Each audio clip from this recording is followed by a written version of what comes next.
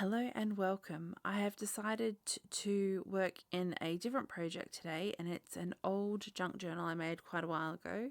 And I made it in this book, which is called A Private History of Happiness. And so, what I've been doing is just writing things in it that are important to me and that make me happy. I actually haven't worked in it in quite a long time, but I came across it the other day because I am busy reorganizing my making space. And that's quite a big job, reorganizing my making space, because I am a person who wants to be doing all the making all the time. And so I have paper making and sewing and all sorts of different things in there. So I'm only halfway through, so it's still a bit of a shambles. But this was making me so happy, this little journal, that I had a quick flick through of the pages I have already worked in, and I decided that the loveliest thing would be to sit and do another page. I always find that I go through sort of cycles with my making. I don't ever leave anything behind, but what is the most interesting, exciting to me changes fairly frequently.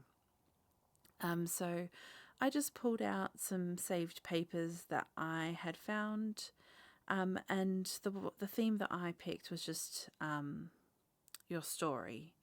And I am a big fan of journaling and writing things down, and so this one really appealed to me.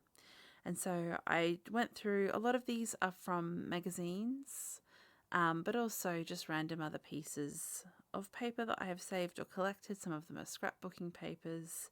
It's just a whole bunch of different things. This junk journal, as well as being made from a book cover that I found, it is also has got picture book pages in it, as well as random bits of cardboard and other scrapbooking pages and stuff. I think it also has magazine pages in it, so it has lots of differing thicknesses of papers, as well as there are some very plain ones, as well as some very patterned and some in between. There's also a lot of text in it, which I think is quite a fun background for things. And with this book, I also just did my regular method of don't measure stuff, eyeball it, and stitch it in wonky, which is my favorite. And I'm not thinking about this too much. I've just picked some images, which are things that I tend to write about, things that I enjoy and make me happy. And I don't really care how this looks. This is more about the process of making it, and it's not about the aesthetics, but generally speaking, I find that the aesthetics are fine because I've just picked things that I think are pretty. And then just spending some time writing about it. I find that it's really helpful to write things out, to process things. I always have notebooks full of random thoughts, and I tend to write the same sorts of things over and over again, which just says to myself that I'm fairly consistent in the way that I think and feel and experience the world. But I find all of this quite enjoyable. I tend to have quite limited supplies when I work in something like this, because I think I would just spend a lot of time not doing anything if I didn't. So generally speaking, I just pick out the first few things that appeal to me and make sure that I have my favorite pen, because the pen you use really matters, and then just spend some time working on it.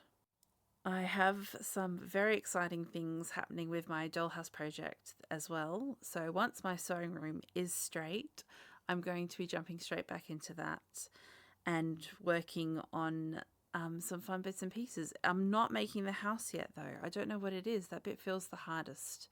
But I will be working on some sort of structure for that. But thank you so much for hanging out with me while I worked on this today.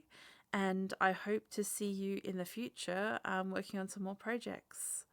Bye.